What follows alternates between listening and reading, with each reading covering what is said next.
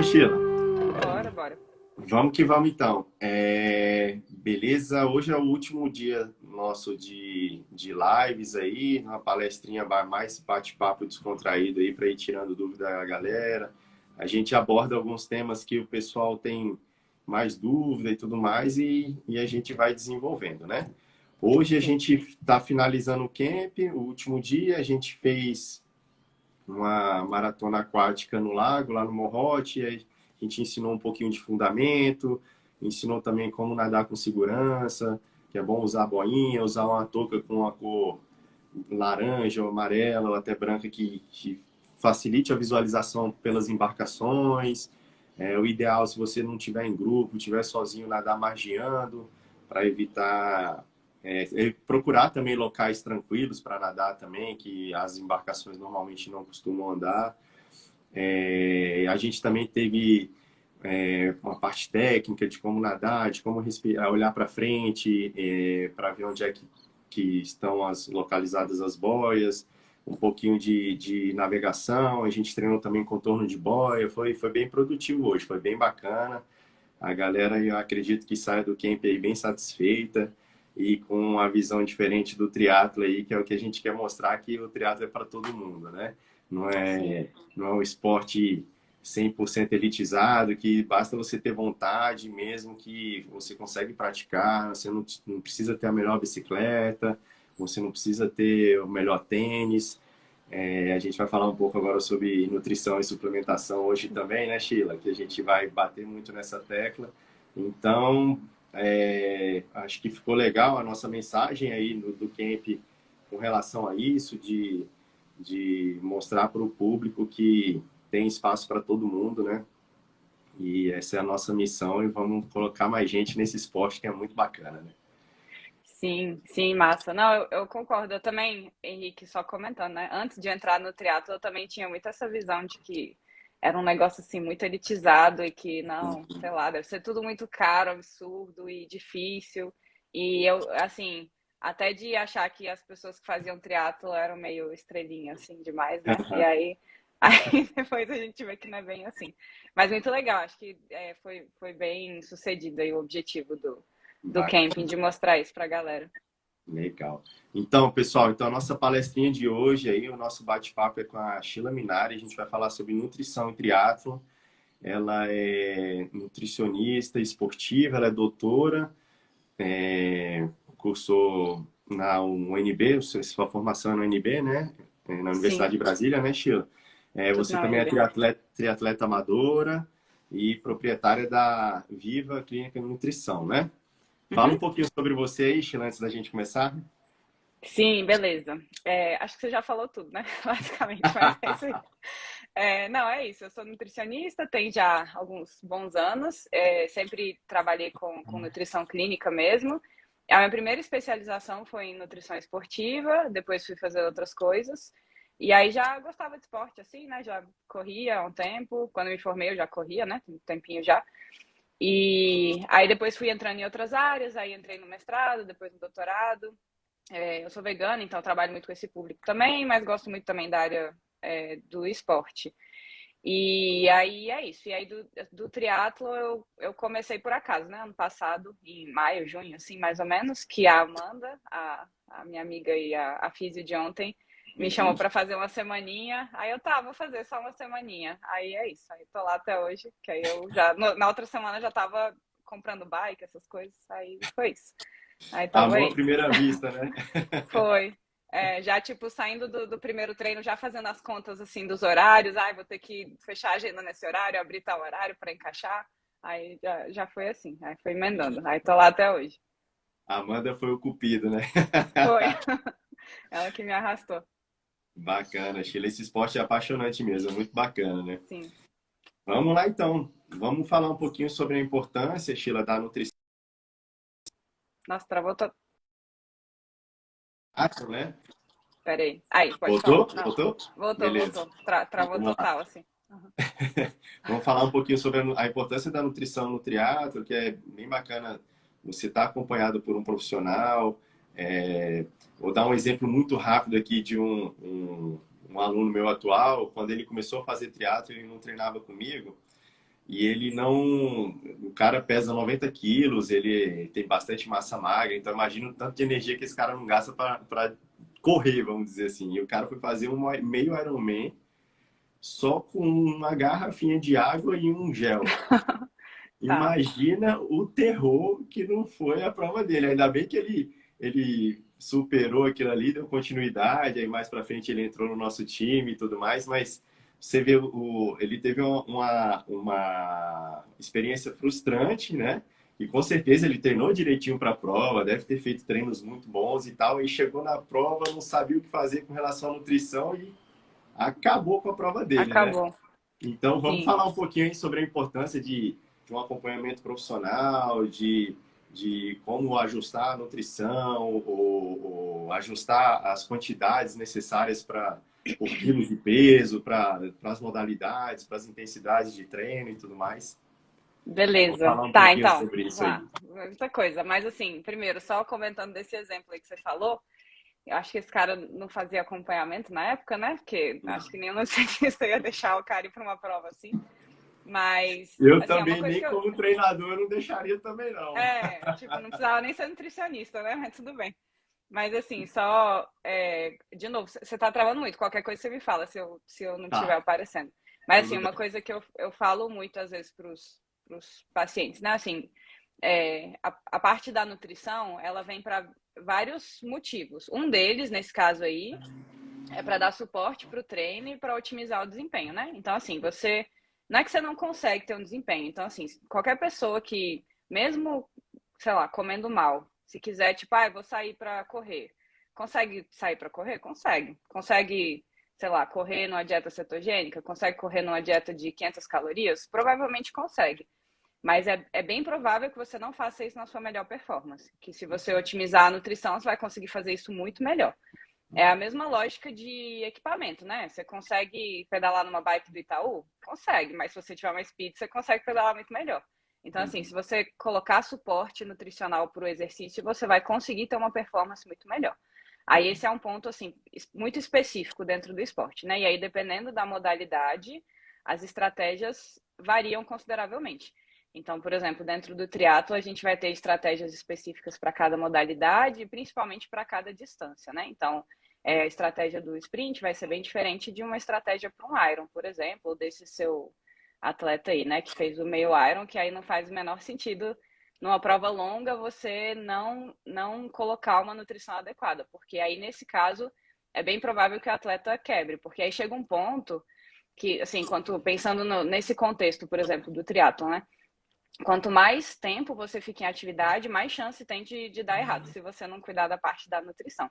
E isso, assim, é só um pequeno pontinho, né? Que é a nutrição intratreino. Porque, assim, toda a estratégia, ela não é pensada só intratreino, né? Se você faz tudo errado o tempo inteiro, você pode ter a melhor estratégia intratreino que provavelmente você não vai ter uma boa performance também. Até porque a gente não... a resposta, ela não depende só do que você faz ali, né? Então, alguns exemplos básicos. Tipo, Henrique, você vai... sei lá, você vai ter uma prova amanhã. Amanhã você vai fazer um meio Iron. Aí não adianta só amanhã você começar a comer lá o que você tem que comer na dieta, né? Você tem que ter começado primeiro, sei lá, uns 6 meses atrás já tem que ter começado. Para dar todo o suporte para você, durante esse processo de treinamento, vamos supor que você ficou 6 meses treinando para a prova, durante todo esse período você conseguir otimizar o rendimento nos treinos para você ir evoluindo nos treinos, porque também serve para isso. E também para você ter uma boa recuperação, para você evitar ter lesão, para você melhorar, dar um suporte de imunidade, para você alcançar seus objetivos em cada fase de treinamento, né? Então, o treino ele é pensado em ciclos, em fases, em macrociclo e microciclos, e dentro desses ciclos tem objetivos diferentes, né? Então, tanto é que, assim, os atletas que eu acompanho lá, normalmente o Henrique dá, assim, orienta mais ou menos, né? Tipo, essa pessoa aqui, o objetivo é mais esse, essa daqui é mais esse, que aí a gente vai resolvendo. Então, por exemplo, uma pessoa que às vezes quer correr maratona e precisa perder peso, a estratégia vai ser diferente de um outro atleta. E aí que, sei lá, precisa ganhar força, porque tem pouca força. E aí não adianta fazer tudo igual, né, para todo mundo, que aí não vai funcionar direito. E também fazer isso o tempo inteiro. Então tem que conciliar com a fase de treinamento. Tipo assim, não dá para, agora eu vou emagrecer 5 quilos e a prova é daqui a 3 semanas. Aí provavelmente não vai dar certo, né? Tem que pensar na estratégia no momento certo. Então, todo o suporte nutricional ele é pensado ao longo de todas as fases de treinamento. E aí a parte da prova em si, que é desse exemplo aí que você deu, ela é só um ajustezinho, que inclusive já precisa ser treinado muito antes, né? Então, lá desde dos simulados e dos treinos longos e tudo, a gente vai testando tudo, porque tem que, da mesma forma que a gente vai gerando adaptações, a gente tem que gerar adaptações gastrointestinais também. E aí tem pessoas que sofrem mais ou menos com isso, né? Por exemplo, o Henrique é uma pessoa que sofre bastante, né? Tomando essas coisas com corante, com tudo faz mal. E eu também sou assim. Então, dependendo do que, tipo, tem um gel que tem um negócio lá, um composto diferente, já me dá dor no estômago. Então, tudo isso a gente vai treinando todas as estratégias antes. E aí, beleza. Não, pode Vamos falar. lá, continue.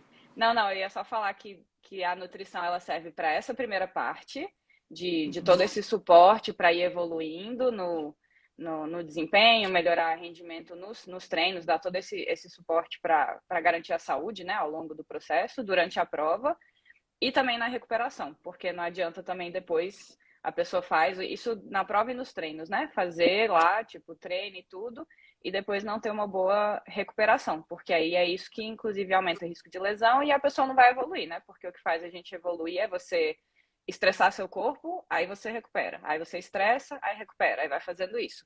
E aí esse estresse imposto no corpo, tipo um treino, é um estresse, por exemplo, faz com que o seu corpo crie adaptações para lidar melhor com aquele estresse. É por isso que você vai evoluindo, você vai melhorando seu rendimento. E aí, se esse suporte depois ele não é muito bom, aí você fica tipo chovendo no molhado. Você estressa o corpo, mas não recupera direito.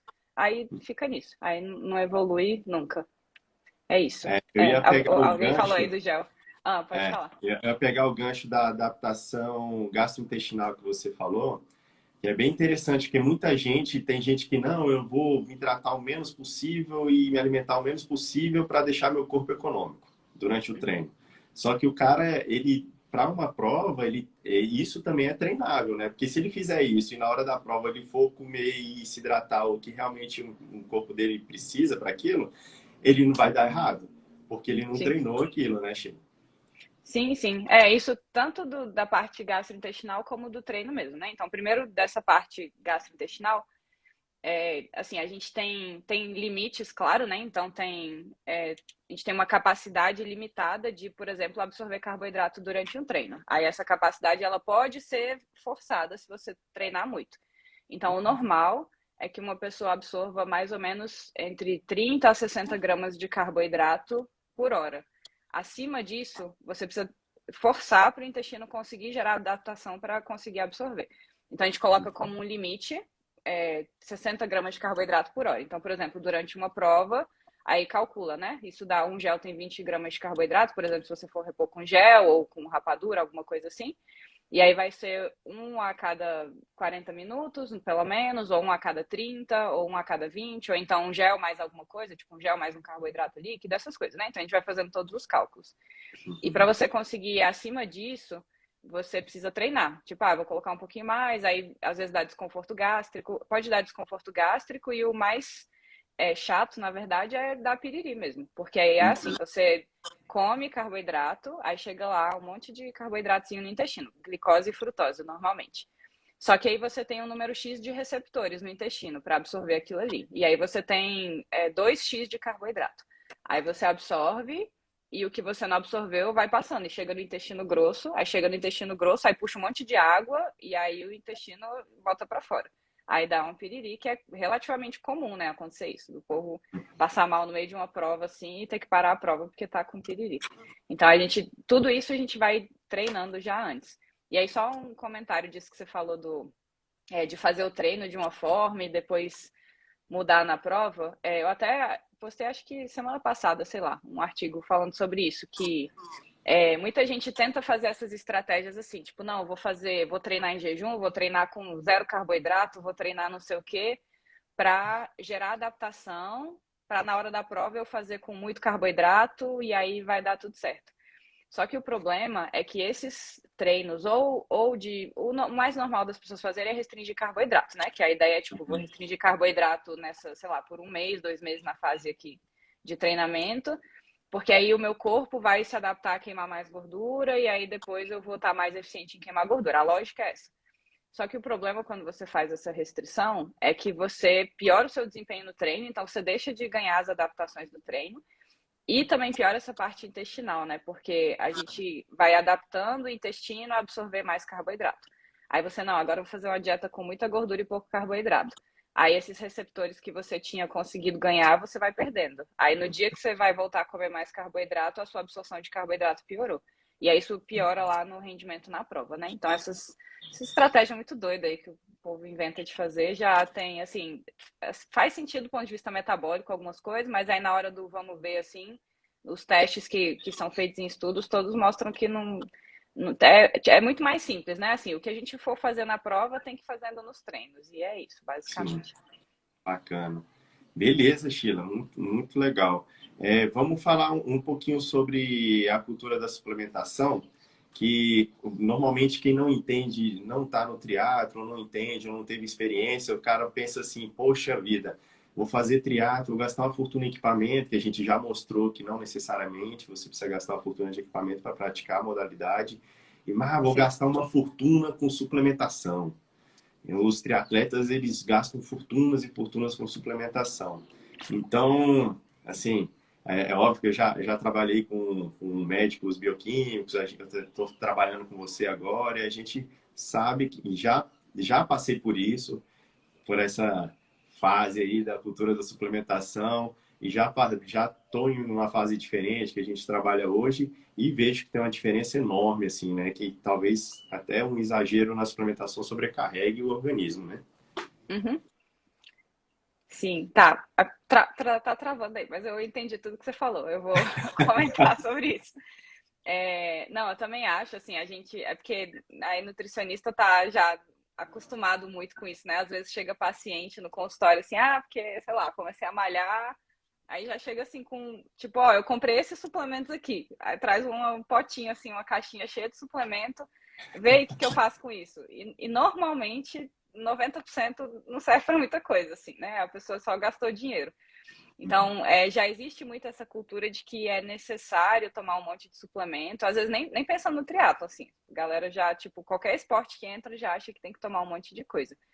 E aí, assim, só para ficar mais claro, né? Pensando em suplementos alimentares, a gente tem categorias diferentes e, no geral, tem muito pouca coisa que faz sentido. Eu também sou a favor, assim, de, é, dentro do possível, ajustar o máximo de coisa com a alimentação, e isso para a grande maioria das pessoas é possível. Para atletas assim de alto rendimento, elite, às vezes precisa realmente suplementar alguma coisa para garantir um bom desempenho, lembrando que é o objetivo mais para isso, né? Mas no geral, assim, tudo ou quase tudo é possível de ajustar com a dieta, que seria o normal, né? O normal seria a gente conseguir comer o que a gente precisa, né? Não faz sentido depender de suplementação. O que muda é que a demanda, por exemplo, em atleta de triatlon, que tem um gasto calórico maior, a demanda é um pouco maior, mas a demanda é maior de tudo, né? Então, às vezes a pessoa vai sentir mais fome também, a gente consegue também, normalmente, ajustar tudo com a dieta. Mas aí, beleza, dentro de suplemento, dá para dividir em duas categorias, pelo menos, né? A gente tem suplementos que são como se fossem substitutos de alimentos. Então, assim, suplementos que fornecem nutrientes. Então, você tem, por exemplo, um suplemento que é um pozinho de proteína, um suplemento que é um pozinho de carboidrato, um gelzinho de carboidrato, suplemento de eletrólitos, que são basicamente nutrientes que poderiam vir de alimentos, mas eles estão ali só de uma forma assim que é um pouco mais prática. Mas tanto faz você consumir na forma de alimento ou de suplemento. O suplemento tem vantagens e desvantagens. Então, pensando primeiro nessa parte, né? Porque tem essa categoria e a outra que é de recurso ergogênico. Aí, primeiro dessa parte de nutriente, a ideia é que assim, você poderia, por exemplo, no meio de uma prova, em vez de você tomar um gel, você poderia comer alguma coisa que tem carboidrato. Mas se você quer melhorar seu tempo, ter desempenho e tudo mais, às vezes não é viável. Tipo, a pessoa que está lá tomando gelzinho e tal, ela vai ganhar alguns segundos de você, só porque o negócio é prático. Então, não é que suplemento nesse contexto é superior. Ele só é assim, uma forma que a indústria criou ali de te dar praticidade.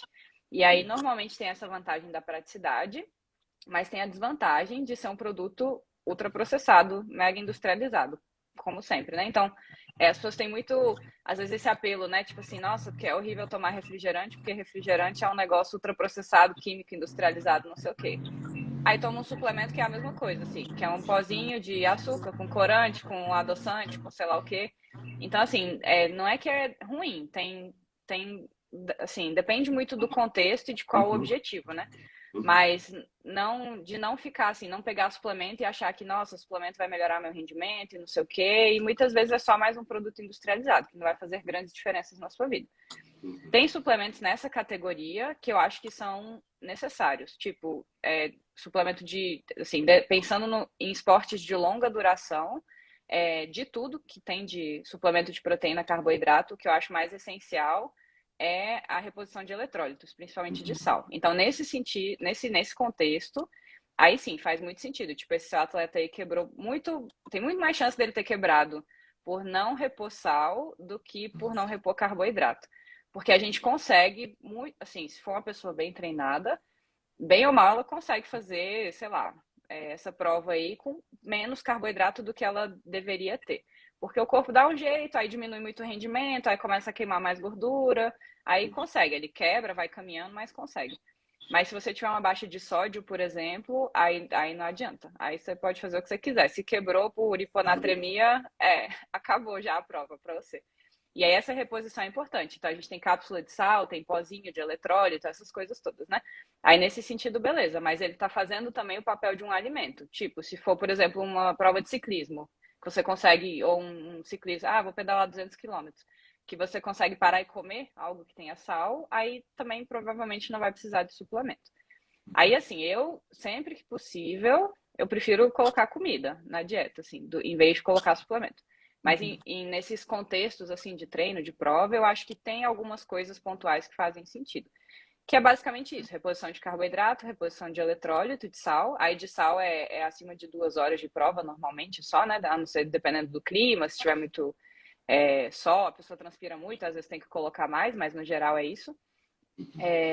Sim, vou comentar se é bom ingerir sal nas provas depois, eu falo de cada um. Tá. E de carboidrato, e a suplementação de proteína, para mim, não tem nenhuma vantagem comparada com comida. Então, assim, suplementar proteína ou comer proteína, em termos de efeito de resposta do seu objetivo, de assim, bater proteína do dia, tanto faz. Então, as pessoas têm muito, inclusive, essa ideia de que no pós-treino tem que tomar um suplemento de proteína para otimizar a recuperação muscular. E sim, beleza, Nana.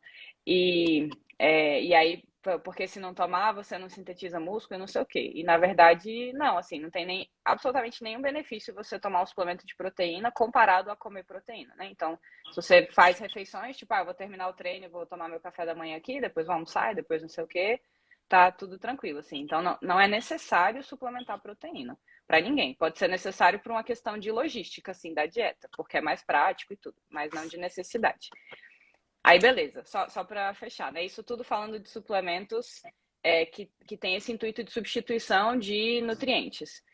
E aí a gente tem suplementos que são os recursos ergogênicos. Aí, recurso ergogênico é basicamente tudo que você faz na vida para melhorar o seu desempenho. Recurso ergogênico pode ser suplemento e pode não ser suplemento. Tipo, teoricamente, um tênis Mega Master que faz você correr mais rápido também é um recurso ergogênico. Então, tudo que melhora o seu desempenho de alguma forma é um recurso. E aí, dentro assim, de todas as milhões de possibilidades que a gente tem assim, no universo da nutrição esportiva, existem 4 ou 5 coisas que são consideradas recurso ergogênico. O resto não tem efeito. Então, não faz diferença suplementar, né? Então, a gente tem uma cacetada de coisas assim, né? Você entrar numa loja de suplemento, aí você for na onda assim, aí você vai sair com 80 coisas que você não precisa. E, no geral, o que funciona é muito pouca coisa. O que, de fato, tem evidência de que, beleza, se você tomar isso daqui, seu desempenho pode melhorar. E são suplementos muito simples e muito baratos. E aí, só para a galera saber a lista, né? Assim, dos Opa. 5 que funcionam. Que é cafeína. A cafeína é um recurso ergogênico muito importante, tanto o suplemento de cafeína como o café. Para muita gente, a dose de cafeína que tem num café já é suficiente para ter esse efeito, mas tudo depende da sensibilidade à cafeína. Aí, beleza, cafeína é usado de forma aguda, né? Então, você toma a cafeína, ela vai te dar energia no momento subsequente. O objetivo principal é retardar a fadiga. Então, para o triatlo faz muito sentido, mas principalmente em provas muito longas, porque aí você pode repor cafeína durante, tipo, tá lá no meio do Iron, morrendo, aí você toma cafeína, aí dá um upzinho ali e tal. É meio fake, porque ela engana o cérebro, mas é para isso. É para você aguentar a fadiga por mais, assim, aguentar o exercício por mais tempo antes de entrar em fadiga. Aí o segundo, que eu acho que é, assim, não, no contexto do triatlo é aplicável só em alguns momentos, em outros não, mas que faz bastante sentido também é a creatina. A creatina é um dos suplementos que mais tem evidência científica de tudo no mundo. Mas creatina é um suplemento que, assim, falando muito rapidamente, né, serve para aumentar a força e explosão muscular. E aí é bom para algumas coisas no triatlon, para outras não. Então tem vantagem, que melhora, por exemplo, quando você vai dar um tiro de corrida ou na bike, que você tem que dar sprint de vez em quando. Mas aumenta o peso, né? Quando você toma creatina, incha um pouquinho, e aí isso pode ser ruim na corrida, que aí você fica mais pesado. Então também não é para todo mundo, tipo, em todos os momentos tomar creatina, mas é um suplemento bacana. Uhum. E aí o terceiro, que acho que você até já comentou, Henrique, você tomava betalanina, que é aquele que dá uma coceirinha, que o povo toma e dá coceira. E aí betalanina serve para tamponar, basicamente, né? Então quando a gente está fazendo exercício, principalmente exercício que é muito glicolítico, assim, que tem uma intensidade um pouco maior, e aí você começa a produzir muito ácido lático. E aí esse ácido lático faz você entrar em fadiga em algum momento, né? Se você está produzindo demais. E aí começa a acidificar demais todo o ambiente ali do músculo. E aí quando você toma betalanina, ela aumenta a concentração de um tamponante, que é a carnosina, que a gente tem dentro do músculo.